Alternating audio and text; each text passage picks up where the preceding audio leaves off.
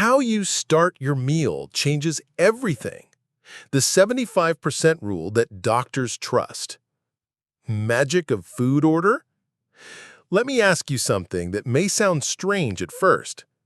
What if the order in which you eat your food, yes, the order, was quietly influencing your energy, your weight, and even your risk of disease every single day?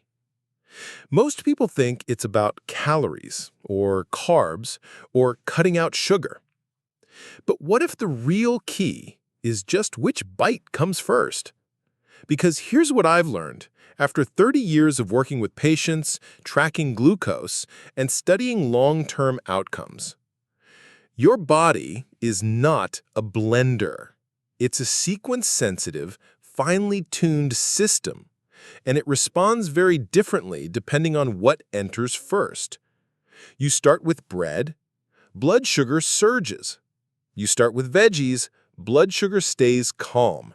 Same meal, totally different response. It's called food sequencing, and it's not a trend. It's backed by science. In fact, this one shift alone can reduce post-meal blood sugar spikes by up to 75%. Let that sink in. No dieting, no fasting, just a smarter sequence. And we're just getting started, because in the next few minutes, I'll show you exactly how this works, the specific order to follow, what it does to your glucose, your hormones, even your hunger levels, and how to turn it into a daily habit with zero stress. So, if you've ever felt bloated, tired, or sluggish after meals, if you've ever struggled with blood sugar, cravings, or afternoon crashes, stick with me, because by the end of this video, you'll have a tool that can transform the way you feel every single day. And hey, if this is already making you go, wait, why didn't anyone tell me this sooner? Do me a favor, tap that like button to let the algorithm know this matters, and hit subscribe, because what you'll learn today might be the missing link in your health puzzle. Next up, the science behind glucose and why this order trick is changing how doctors approach blood sugar for good. Stay with me. The best part is coming. Impact on glucose levels. Now let's dig a little deeper into what's really happening inside your body when you switch up the order of your meal. Because this isn't just about feeling better. It's about how your blood sugar reacts, moment by moment, bite by bite. See, when you eat simple carbs first, like white rice, pasta, potatoes, even a warm slice of bread, those sugars hit your bloodstream like a flash flood. Glucose levels rise fast. Insulin rushes in. And before you know it, you're on a roller coaster of energy spikes, crashes, and cravings. But when you begin with fiber-rich vegetables or lean protein, you create a buffer. You slow down digestion. You blunt that sugar spike by as much as 75% and give your body a chance to stay steady, balanced, and calm. It's not magic. It's biology. And here's the part no one tells you. These spikes, if they happen again and again, can quietly damage your blood vessels, your nerves, even your brain over time. Yes, even if you're not diabetic. But now you know better, and you're about to learn how to put this into action. So take a second. Comment below if you've ever felt tired or foggy after eating, and tell me what your usual first bite looks like. You'd be surprised how many others feel the same way. And don't go anywhere, because coming up next is the real study that blew my mind. The one that proved this meal order trick isn't just theory. It's measurable, replicatable, and it works. Stay close, because this is where it gets really good. Detailed meal composition study. Let's talk science, real science, because it's one thing to hear that order matters, but it's another thing entirely to see hard data in real people in real time. One of the most compelling studies on food order came out of the Weill Cornell Medical College. Researchers took a group of adults with type 2 diabetes. They gave them the exact same meal, same calories, same foods. But in one scenario, participants ate carbs first. In the other, they started with veggies and protein. The result? Those who began with protein and fiber had up to 73% lower blood glucose spikes compared to when they ate carbs first. And that drop wasn't just a fluke. It repeated again and again. Think about that. Same food, same person, just a different sequence and a dramatically better outcome. That's not just useful, that's life-changing. And it doesn't stop with diabetes. Follow-up studies showed the same benefit in people with pre-diabetes, insulin resistance, and even those with no diagnosis at all, just everyday folks trying to feel better after meals. Now, if that surprised you, good, because what's coming next is where it all starts to click. I'll show you how to turn this science into a simple daily habit, something you can do every single time you sit down to eat, without stress and without tracking anything. Hit that subscribe button if you haven't already, because the real power of this technique comes from repeating it, not just reading about it. Ready for your daily hack? Let's go. Daily hack for better health. Here's the part I love most. You don't need to overhaul your life to make this work. No tracking apps, no meal plans, no guilt trips. Just this one daily hack. Before every meal, start with fiber or protein. That's it. A few bites of salad, a handful of steamed green beans, a slice of grilled chicken, even a spoonful of chia pudding if that's your thing. This simple step slows down your digestion, calms your insulin response, and tells your body, I've got this, no need to panic. And here's a fun way to remember it. VPC. Veggies, protein, carbs. That's the order, that's the trick. Now, don't worry about being perfect. If you forget and eat the bread first today, just try again tomorrow. This isn't about shame, it's about stacking wins, one meal at a time. And here's the best part. Most people start feeling better in just a few days. More stable energy, fewer cravings, less of that foggy, heavy post-meal crash. And if you're still watching this right now, you're already different. You're the kind of person who doesn't settle for, that's just aging. So go ahead and tap like if you've ever felt tired after lunch and wondered, is this just me? Trust me, you're not alone. Because next, we're breaking down exactly what makes this work, from protein to fats to fiber, and how each one plays its own powerful role. Stick with me. Your body will thank you. Proteins, fats, and fiber explained. All right, so you've got the food order down. But let's take a closer look at the key players on your plate, because not all foods are created equal. Some slow the train down, others throw coal in the engine and send it speeding off a cliff. Let's start with the big three: protein, fats, and fiber. Protein is your body's construction crew. It builds, repairs, stabilizes. When you start your meal with protein, say a few bites of chicken, fish, tofu, or even a boiled egg, you're telling your body, let's do this slow, smart, and steady. Next, we've got fats, the good ones, of course. Think olive oil, avocado, nuts, seeds. They're not the enemy. They're the peacekeepers, slowing digestion, keeping you full, and making your meal more satisfying. Also, they make vegetables way more exciting. Ever had broccoli with a touch of garlic olive oil? Chef's kiss. And then, fiber. Ah, fiber. the unsung hero of every healthy plate. Think of fiber as the speed bump. It says, "Whoa there, glucose. Let's ease into the bloodstream, not crash through the gates." Veggies, legumes, chia seeds, berries, these are your fiber-rich allies. And starting your meal with them? Total game changer. Now, carbs aren't evil. They just need to wait their turn. Let them come in after the foundation is laid. Bread is fine. Rice is fine. Even desserts sometimes. Just not first. So remember the rule we talked about.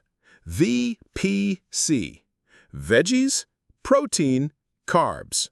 Or, if you're feeling sassy, veggies first, dessert doesn't hurt. Go ahead, write it on a sticky note, tattoo it on your fridge, whatever works. Because once you understand how these nutrients work together, you stop fighting your body and start working with it. Coming up next, why fiber deserves its own spotlight and how it does way more than just help with digestion. It might just be the key to your blood sugar, your weight, and your energy. You don't want to miss it. The role of fiber.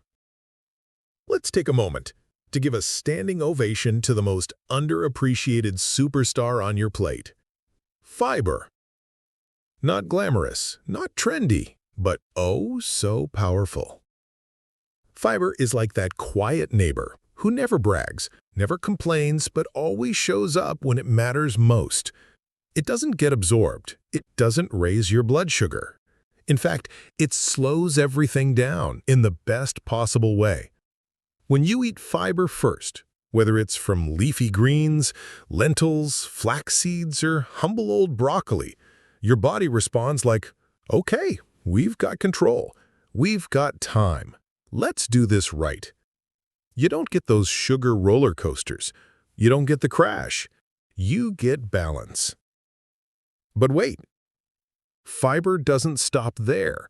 It feeds the good bacteria in your gut, your microbiome.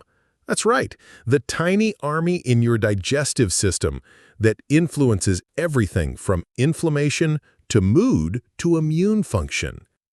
In fact, some researchers now call fiber prebiotic gold.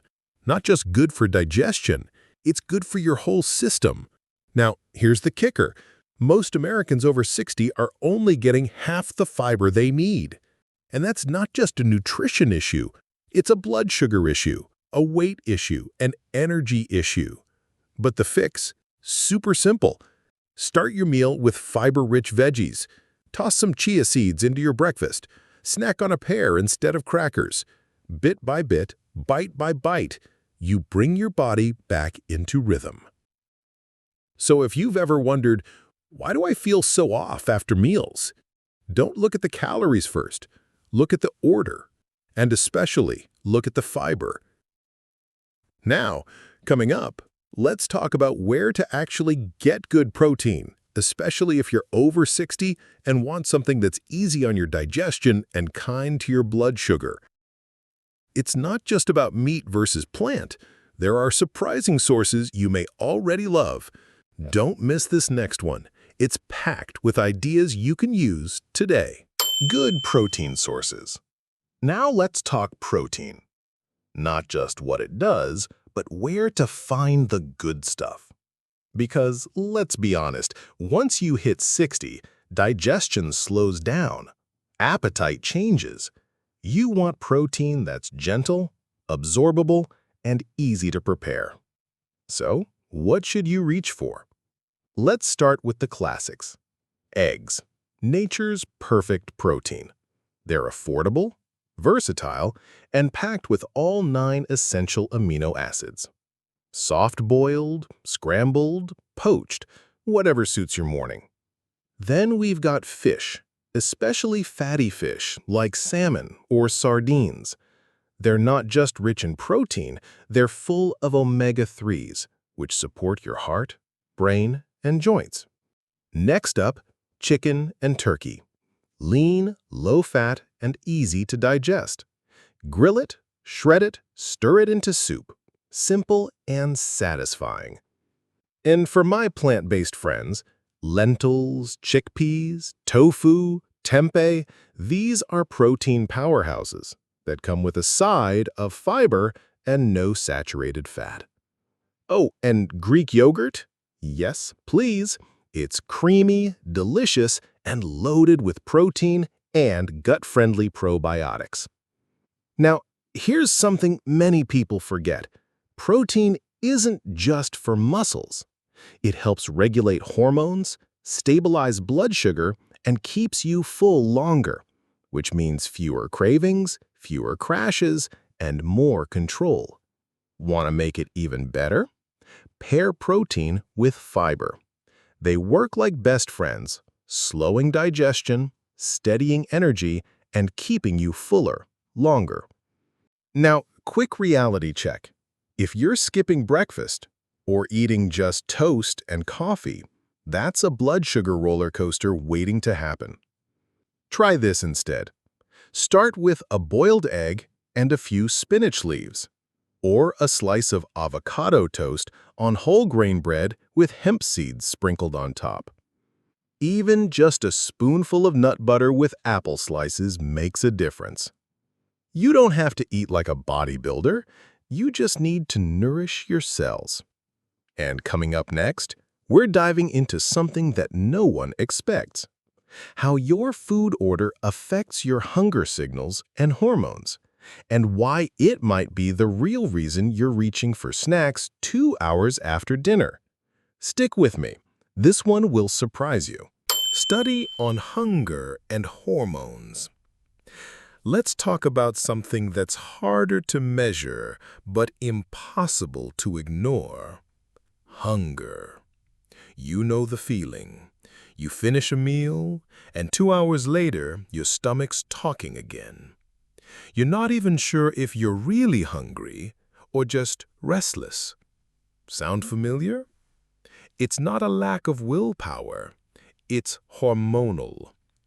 There's a hormone called ghrelin, your body's hunger signal. When ghrelin rises, you feel like you have to eat. And there's another one, GLP-1, that tells your brain, I'm full, we're good. Now here's where food order comes in. In one remarkable study, participants who ate veggies and protein before carbs had significantly lower ghrelin levels after their meals. That means they felt fuller, longer, even though they ate the same amount of food. Why? Because the slower rise in blood sugar triggers more GLP-1 release and less of that annoying, snacky ghrelin that whispers from your pantry at 9 p.m. In simple terms, food order doesn't just change how your blood reacts, it changes how your brain feels about food. That's why so many people who try this say, I didn't even think about food for hours. I felt satisfied for the first time in years. That's real freedom. So if you've been struggling with willpower, late-night cravings, or constant snacking, don't blame yourself. Blame the order. This isn't about eating less, it's about eating smarter. Now, coming up next, let's zoom out and look at the big picture. What happens to your body long-term if you stick with this simple strategy? Because the next section is where science meets longevity, and you'll want to hear what doctors are starting to say about diabetes prevention, even in older adults. Take a deep breath. The best is yet to come.